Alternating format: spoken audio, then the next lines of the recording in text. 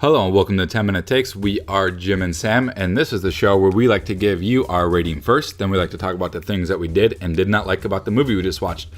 This episode's movie is Can You Ever Forgive Me? The Melissa McCarthy film that came out. It's been in limited release over the last couple of weeks, maybe last month or so. But it's getting a lot of Oscar buzz. Yeah. We saw it. 10 minutes late review. That's all right. It's limited release. It's Christmas time. They're going to start expanding it. This will get a bigger release in the next. Laughing because that was a joke. You ruined my moment. You're so pretty. You look very, very pretty today. Oh, stop it. So we saw it. Thank you. We saw it, and we really want to talk about this movie. Mm-hmm. Okay. So Sam, Can You Ever Forgive Me? Ready to give our rating? Yeah. Hang on. You have some hair sticking up. Okay. Nobody's going to see it except for you, and now you look weird. I'm petting my head. It's okay. Okay, let's do this.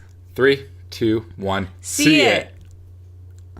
This movie was so good. Honestly, this is probably one of my favorites. Really good.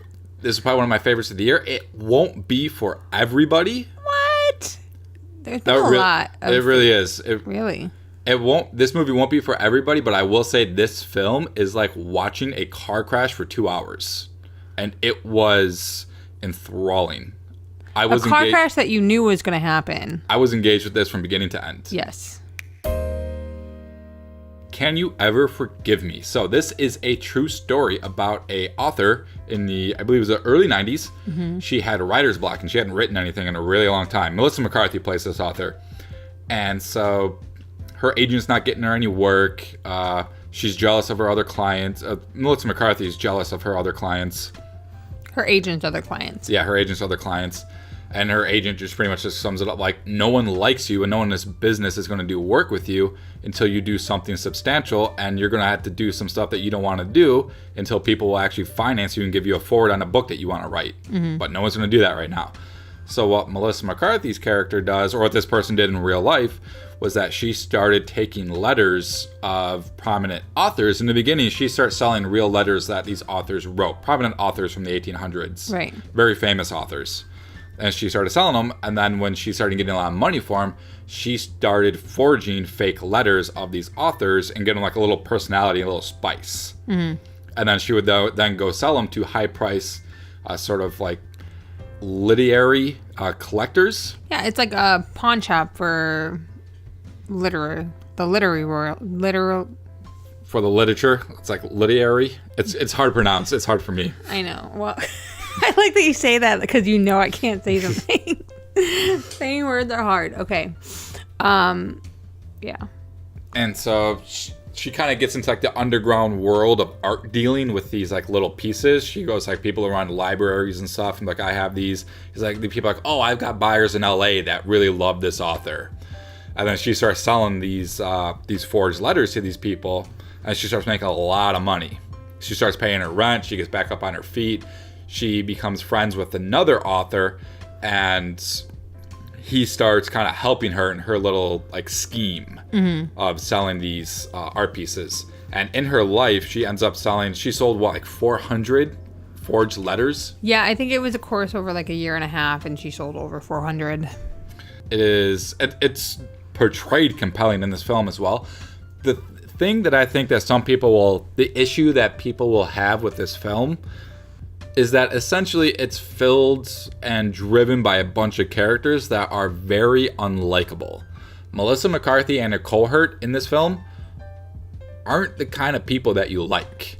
But I think, I don't know, for me anyways, I liked Melissa McCarthy's character. Yes, she would not be my friend, but like I was really interested in her story and her background and the way that her life was unraveling and all of these things. So even though I didn't necessarily like her, that wasn't a problem for me.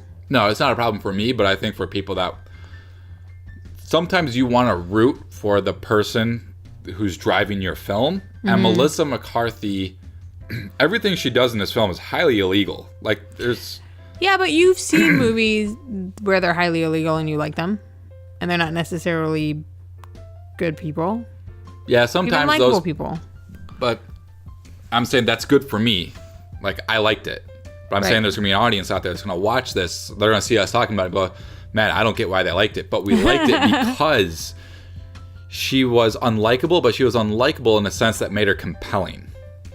And I don't want to say she was like, I didn't hate her, but like if you saw her in real life, she cusses, she swears, she's mean to people.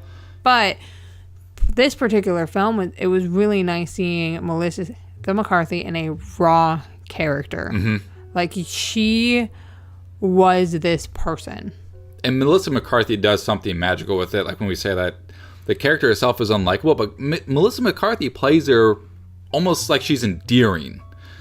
Like Melissa McCarthy plays it in a manner where you can almost, like, you almost do root for her in a way. But you root feel like for you her. almost like feel like I almost felt dirty, like almost liking the character because Melissa, You felt bad liking her because you knew that she was going to get caught. Like, there was what in she a was moment, doing was like bad, like it's wrong. But well, right, but like, she knew she was. It's not like a character who was like a con artist or somebody doing something highly illegal thinking that they're doing the right thing. Like, this is a person who knew what she was doing from the beginning. She knew it was wrong, and you watch her doing this whole thing, but you're kind of okay with it. You're like, I know you shouldn't be doing this. You're kind of like with her in the sense of she knows what she's doing is bad. She knows eventually she's going to get caught, and you're sitting there like, girl, you're going to get caught. And but you yet see you're it, like still, you see the little pieces coming into place, and you're like, oh man, this is gonna. You're waiting for the second that she's getting caught. Like the entire movie from the beginning. Yeah. From the beginning, you're like, she's totally going to get caught. But when is she going to get caught? And How you is are she gonna get there caught? every second of the way. Her character is kind of reminds me of, to liken it to something probably that a lot of people have seen, which is the film Heat from the early 90s. Robert De Niro plays a bad guy. He is a bad guy from the outset, but you kind of like him. You kind of root for him a little bit. I never saw that one. But they're thieves, they're bad guys, they rob banks, they kill people, but there's something likable about him because Robert De Niro gives you something that goes like, oh, he's kind of cool. I don't know why I kind of like this character, but I do. And Melissa McCarthy falls into that kind of category. And I think that's okay, though. I think that's an okay film I think to it's have. okay, too. I think it's a great film to have. Because every once in a while you do like the bad guy, and it's just kind of how it's going to be. I also really liked Melissa McCarthy's friend. I can't remember the actor's name. I don't know. What was But his, the other what was his author. What was his name? He wasn't an author. No, he was an author, but his role in the film was heartbreaking. One of the things I do really like about this whole story is that some of the letters that she wrote actually wound up in a book that is a collection of letters written from the authors, and some of her forged letters actually made it into those books without the people. A few of them. Without the people who were making those books realizing that those were actually forged letters. Well, and so there's like some original copies of this book that have those forged letters in it, and then when they found out that those letters were forged, they took them out of the reprints. Remember that one scene though at the very end where she calls him and says that there's a forged letter in the front, and then he goes to take it down and he puts it right back up? Yeah. You're like, wow. Yeah. So usually I like to do what's your favorite scene, but really for me the whole movie from beginning to end is just fantastic. I don't know if any one single scene pops out to me, but the film as a whole really stood out. I think the highest intense and the highest intensity level was when she was stealing the letters at the end, when she was realizing that people were forging the letters, or when she realized that they were on her about forging the letters, and so she went to steal letters. That was pretty highly anticipation. Yeah. I think that tense. was very tense, and that was kind of when it just kind of hit the fan, and everything after that was done. You're just kind of like, whoa. Yeah. One of my favorites of the year. Highly recommend it. Is there anything else you want to say? No. You're good? Mm-hmm. Then I'm good. Highly recommend it. If you haven't seen this and you can see it, see it. So, all right, that's it for me. Mm-hmm.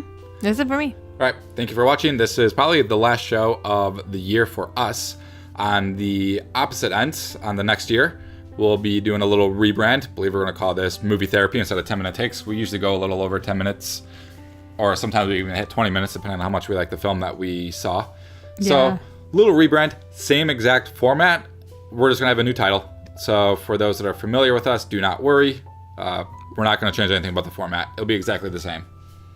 So if you like this video, like and subscribe. We will be back in the new year. So Comment below. You never say comment. So comment below if you saw this. Let us know what you thought. Start over. Don't like. Well, they're listening, so I'm not cutting that. But why? All right. Thanks for watching. Thanks for listening. We'll see you next year, guys. My eyes are rolling. Happy holidays. Happy New Year.